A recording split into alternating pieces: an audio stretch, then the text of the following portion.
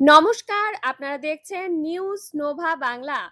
আজকের ভিডিওটি অত্যন্ত গুরুত্বপূর্ণ, কারণ 23শে এপ্রিল প্রথম দফার ভোট শুরু হয়ে গেছে। আর এই মুহূর্তে সবচেয়ে বড় প্রশ্ন, যারা আজ ভোট দিতে পারলো না তাদের নাম কি চিরতরে বাতিল হয়ে যাবে, নাকি পরে নতুন ভোটার লিস্টে আবার উঠবে?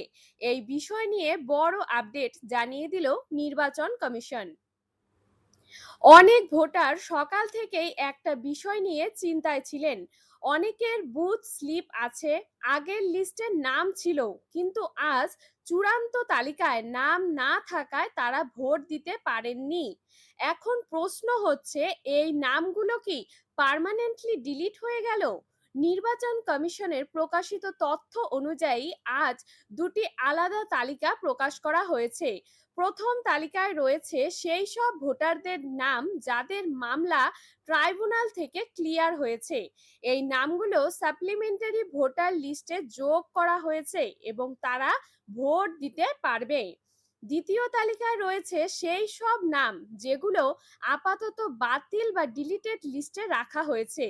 কিন্তু এখানেই বড় প্রশ্ন, নির্বাচন কমিশনের নির্দেশ অনুযায়ী যদি কারো আবেদন এখনো পেন্ডিং থাকে বা পরে ট্রাইব্যুনাল থেকে অনুমোদন আসে, তাহলে সেই নাম পরবর্তী আপডেটেড ভোটার লিস্টে আবার যোগ হতে পারে।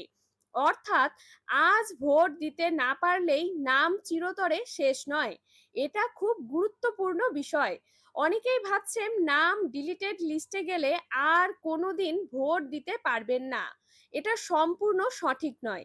যদি আপনার সমস্ত ডকুমেন্ট ঠিক থাকে এবং পরে ট্রাইব্যুনাল বা কমিশন থেকে ক্লিয়ারেন্স আসে, তাহলে পরবর্তী রিভিজড লিস্টে আপনার নাম পুনরায় যোগ হবে।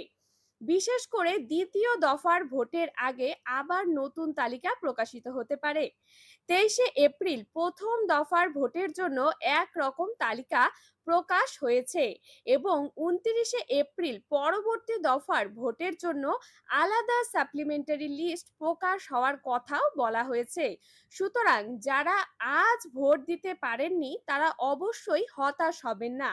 অবিলম্বে আপনার বুথ লেভেল অফিসার, বিএলও বা নির্বাচন কমিশনের অফিসে যোগাযোগ করুন। আপনার আবেদন নাম্বার, ভোটার আইডি এবং প্রয়োজনীয় নথি নিয়ে স্ট্যাটাস চেক করুন। যদি পেন্ডিং থাকে তাহলে পরবর্তী তালিকায় নাম আসার সম্ভাবনা রয়েছে।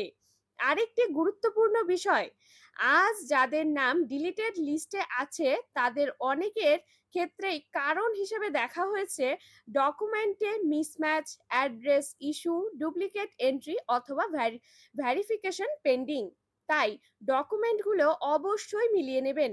এখন সবাইকে বলবো, এক্ষুনি নিজের নাম নতুন তালিকায় চেক করুন, কারণ নির্বাচন কমিশন স্পষ্ট করে জানিয়ে দিয়েছে ক্লিয়ার হওয়া নাম নতুন লিস্টে উঠবে, আর পেন্ডিং বা রিজেক্টেড নাম বাতিল তালিকায় থাকবে।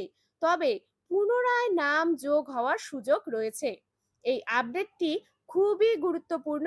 ভিডিওটি সকল ভোটারদের কাছে শেয়ার করুন যাতে কেউ ভুল তথ্যের কারণে চিন্তায় না থাকেন। তাই আতঙ্কিত না হয়ে সচেতন থাকুন এবং নিয়ম মেনে চলুন। ভিডিওটি যদি আপনার কাজে লাগে তাহলে অবশ্যই লাইক করুন, শেয়ার করুন এবং চ্যানেলটিকে সাবস্ক্রাইব করতে ভুলবেন না। ধন্যবাদ।